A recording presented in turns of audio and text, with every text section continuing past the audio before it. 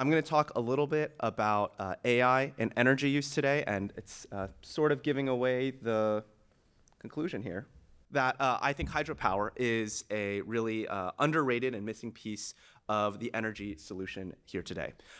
So first, I do want to motivate why, I think we mentioned earlier, industrial strategy and energy and AI, why are these all related? I think it's really great that I get to go after Sarah, who talked about the immense complexity and abstraction that we see in the software stack across how AI models are developed.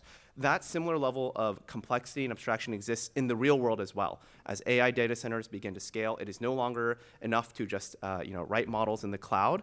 We need to think about the broader supply chain and infrastructure build-out that's required, not just in terms of powering them, but the chips, from the logic to the memory to the networking to the fiber optic. These are all different kinds of infrastructure questions that are entire industries in and of themselves.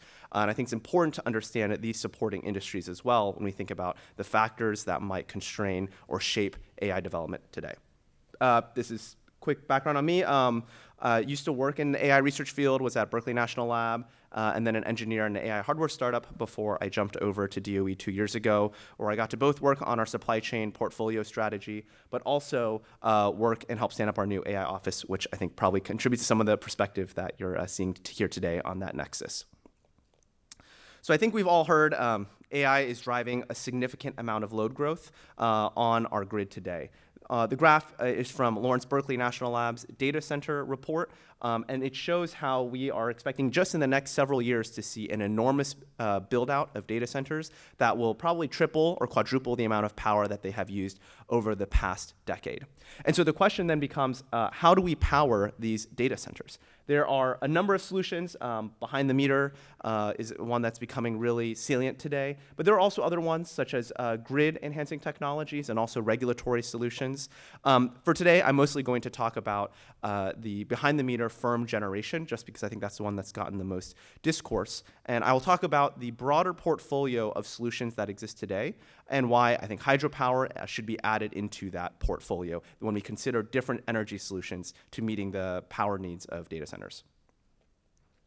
Okay, so what is today's portfolio of firm generation? I think different folks will probably imagine different kinds of energy solutions. They might think of, for instance, nuclear, which is certainly a really important part of the picture, but it has several challenges. For one, there are no more easy nuclear restarts of old power plants. We've kind of done the 3 that are the easiest, and the rest are going to be much harder. There are also no small modular reactors companies that have publicly said they will build something ready with power delivered before 2030.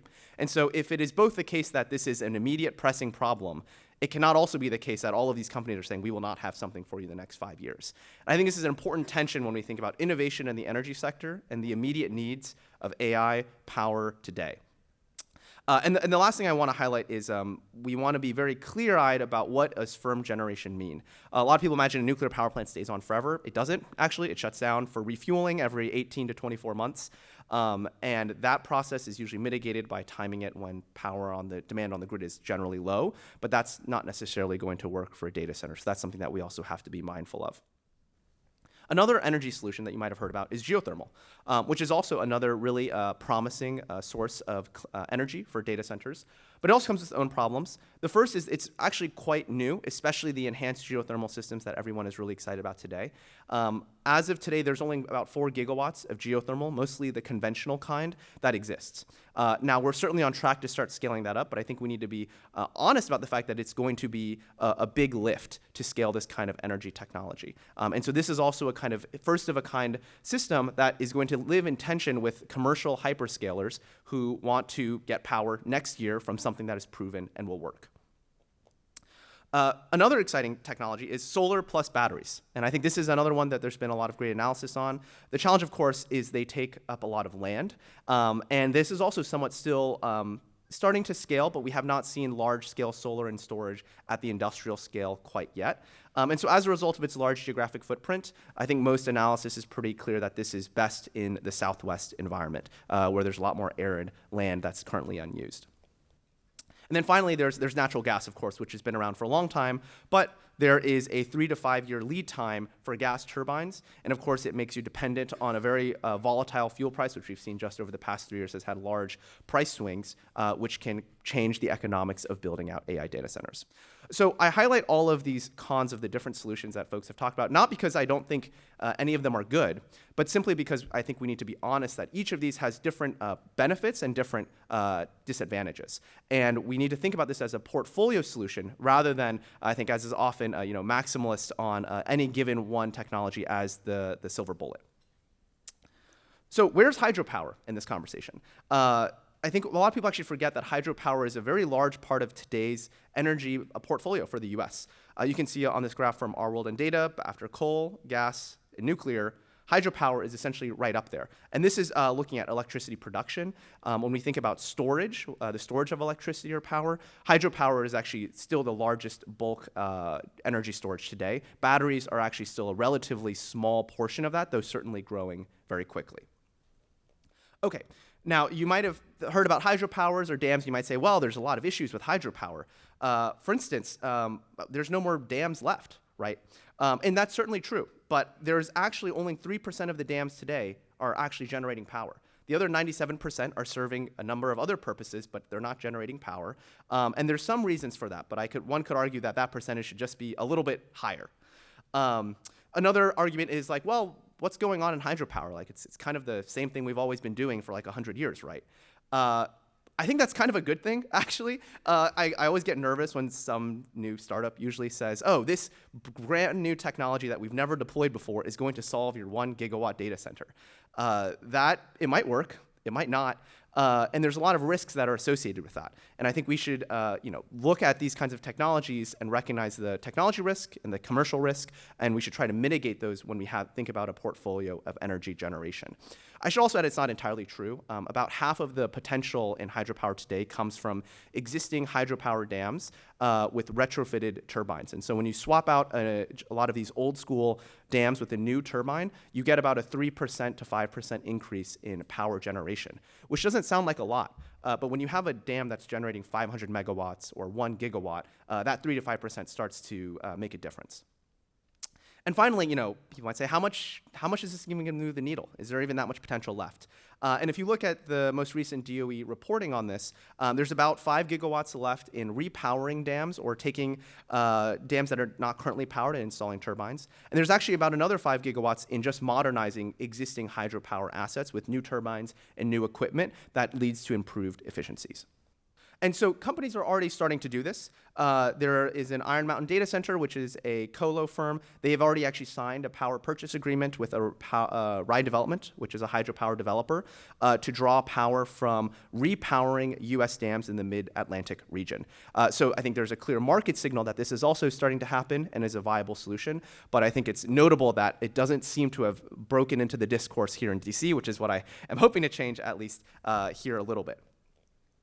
I should also add there's congressional interest in this as well. There's several bills that have been introduced just in the past month around hydropower, mostly around, I should add, around permitting and licensing. One bill that are both bipartisan, actually, but one bill is around extending hydropower licenses, and the other bill is around expanding investment tax credits for hydropower. And the last thing I'll say about hydropower is I think it sits at a really interesting policy intersection that's particularly relevant in today's kind of conversation.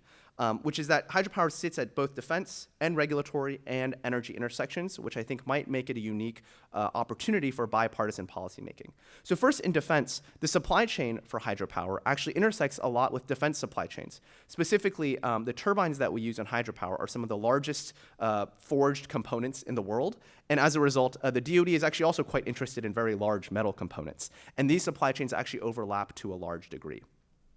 The second is regulatory. I think there is a broader interest in understanding how do we streamline and make government more efficient. A lot of folks might have heard in the nuclear space about how the Nuclear Regulatory Commission and their licensing process is onerous or burdensome.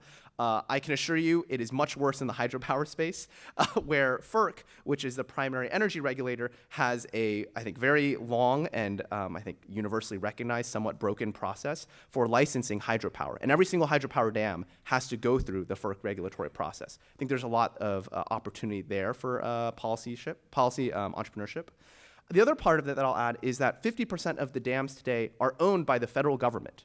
And so when we talk about all these other kinds of energy solutions, be it solar or geothermal or nuclear, it always ends up that it is someone else doing the thing. It's a developer, a private company, and there are many policy tools to help make it easier for them, be it streamlining permitting, providing investment tax credits or loans, but at the end of the day, it's someone else who has to do it. And that takes time, and it takes a little bit of effort. But in this case, hydropower is actually owned by the US government. And so there's a lot that the US government today could do if it wanted to move quickly on building large-scale energy infrastructure for AI data centers. And that would mostly be through Army Corps of Engineers or Bureau of Reclamation in Department of Interior. And the final thing is, of course, the energy conversation that is not just relevant for AI, but the broader national energy dominance agenda. I'll add here that hydropower, again, intersects with other supply chains. So the large power transformers, which are these massive pieces of equipment that step up and down voltage that is necessary for transmission, also are required for all hydropower assets. And there's actually a lot of proposals coming out of the Department of Energy and other places that we should use US government hydropower as a demand pull mechanism for these other supply chains and components. The last interesting thing I'll add is hydropower is not just one size fits all, but it can actually act as a complement or a co-located piece of infrastructure. So there are some proposals to hybridize existing hydropower dams. Dams that are generating power today already have hookup and add in floating solar or add in battery storage behind the meter with hydropower. This is something that's actually already being done. There's about a dozen projects, I think, over the past 2 years that have added batteries to existing hydropower dams. So this is kind of another way in which hydropower is not a standalone, but actually complements other existing energy solutions. And finally, just because I really like these posters, this is, and I'll reiterate, not the first time we have done hydropower. During World War II, we built out a vast number of hydropower dams, mostly in the Pacific Northwest, that powered shipyards, manufacturing plants, and aluminum smelters. And actually, if you look at the aluminum smelters today in the Pacific Northwest, they're mostly gone for a number of reasons. That is also a separate issue. But I think it just goes to show that there was a time when hydropower was seen as the energy technology that could power industrial firm baseloads. And I think there's still that opportunity again today. And so I'll just close. This is the country's largest dam in Washington state.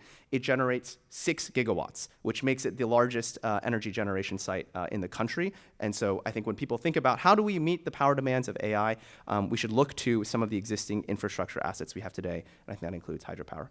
So happy to take questions outside. Thank you all for the time.